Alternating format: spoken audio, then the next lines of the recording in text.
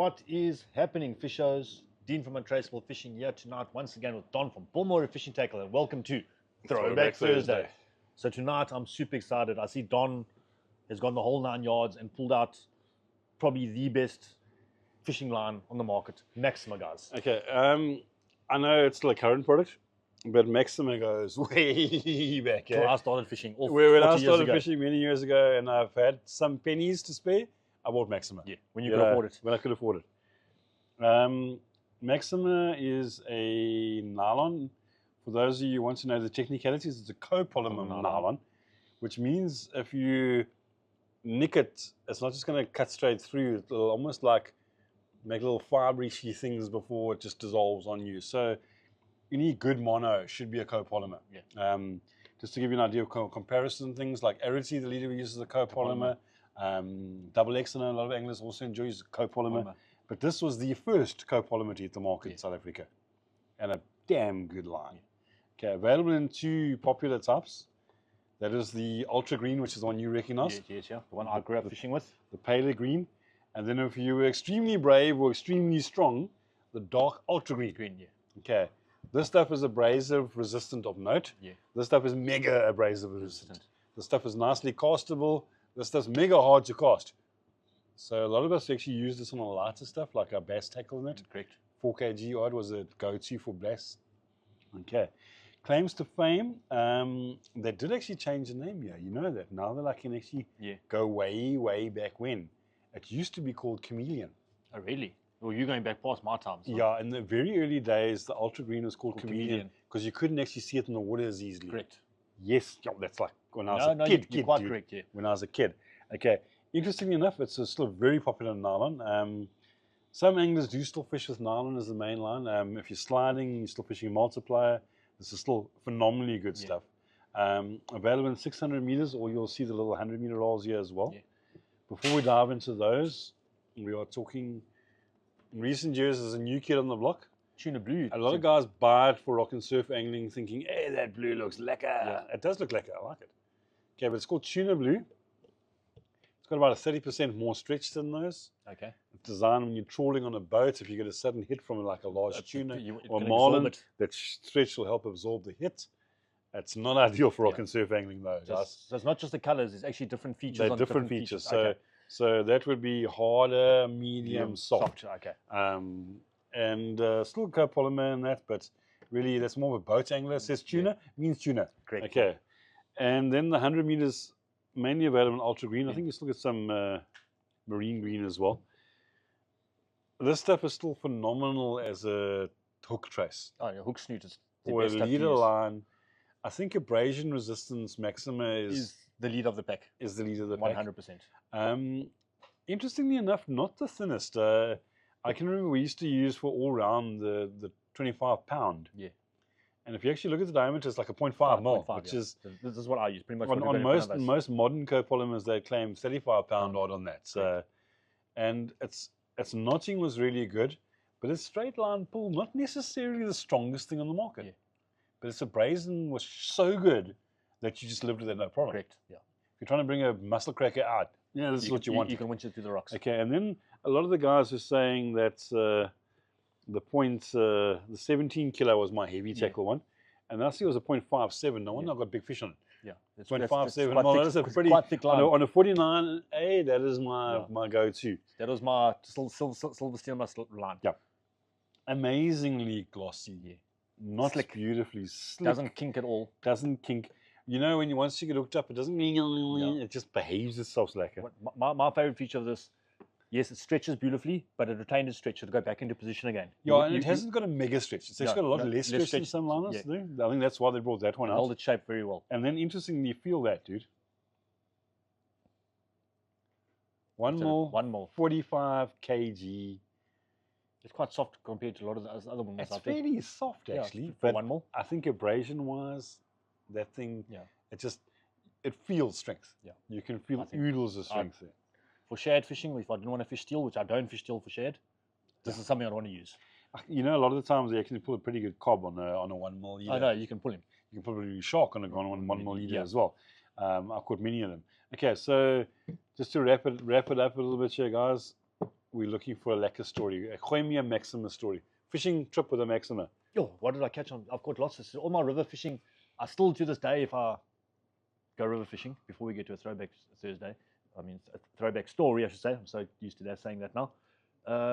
On my little conventional reels, I still like to use Maxima on the rivers for the cob. Okay. It absorbs the head shakes and things like that. I'm trying to think. Maxima. I only started fishing Maxima a bit late in my life. You're a speed spin like me. I was speed spinning. Yep. I could tell you some speed spin stories, but we're not going to go there now. Listen, I think we'll probably go down to Hamburg when I hooked a fairly large silver off the surf, Lion Bay. Okay. Is that where they launched the boats? Yeah, that's far to the right on Lion Okay, Bay. So it's pretty much to the right. The start of it. Okay, Yeah, got you. So listen, the beach so steep, if anyone's fished there, you pretty much just got sand dunes going into the water. Yeah, no, it's hectic. That when you playing a fish it's not uncommon for your line to go through the sand. I don't know if you've ever seen that before. Line going through a sandbank. This stuff held up for really, really well. You know what I mean? The stuff didn't snap, running through sand, running through bricks. I'm talking a nice silver guy, 16 kilos plus, a big fish. And this thing held up well, and I was using a 9 kilo Maxima and stuff. So that's probably one of my stories. Don, I'm sure you got plenty of stories. I got one that sticks out in my mind, and this is going to sound like a long story. It was actually it's a long story, but it's not a long story. Yes, yeah. No, it's not a lie. My wife and I, when we were dating still, just a while ago, about 20 years back, okay. Yellow Sands, my folks used to have a cottage there on the Kulecha River. Yeah. And we always just borrowed a mate's rowing boat. We cruised up the cliffs there and that. And Donovan pops in the boat, wife rows the girlfriend up the river, pulls up on the bank by the cliffs. And Donovan looks around and like, I forgot the rods. Yeah. I forgot the rods. And my wife said, well, let's fish anyhow. I'm like, handline it. And my wife's an innovative person. Yeah. So bamboo, nylon to hold the reel onto the bamboo. Oh, yes. Like I'm talking about. Oh, did you have your reels and stuff with you? We had reels. Oh, Didn't have rods. So proper bamboo. Yeah. Sneak a swivel into the front of the bamboo to work as an eye. Okay, so we're fishing now. We actually caught a couple of spotties and that. I've got a few mud prawn. Nothing much happening though. It's like, okay, sun's going down. Let's go back and have supper. So we hop in the little rowing boat and off we go. I said, look, let me put a prawn on viewers. Drift it behind the boat. And we had those little Shimano, I think it was an IX 4000, one of the little rear drag jobbies. Loose drag on that and drifting along slowly. It's just getting dark now. The only torch I've got, if you guys remember those dwarf little shaking ones. Okay, that's the only torch I got. And what happens? The wife's drag just starts screaming, like absolutely screaming. Yeah, okay, panic stations. I got the torch. I'm trying to paddle in the wind now. The wind comes up. So I hook onto the bank, on the Durban side bank. Let's get out the thing. Let's try to fight this from the bank. More chance. Up and down, quite slow, but we can't get it out to deep water. It's just holding in the deep water. I'm like, I don't know if it's a skate or what. I'm like, okay, back in the boat now. Nah, energize. Chase after it. Torch in the mouth. Shake the head to keep it charged. And I'm paddling. And she's got this thing on. Now I get above it. Now it starts towing us around. It's an inflatable, it's like a canoe job. And I'm getting towed around by this flipping fish, dude. And I'm shaking my head lots. And I see a bit of a pink. I think it is a big river snapper. And this thing's towing us. And eventually it comes around and my wife's trying to pull it and lift it now. Pull it and lift it now. And she didn't realize the torch had died so much that it was actually lifting the head up. And my 4 kg Maxima eventually snapped there. But it didn't hold up by then. An hour of running through a swivel as an eye on 4 kilograms. No, that's good going. Hats off to Maxima.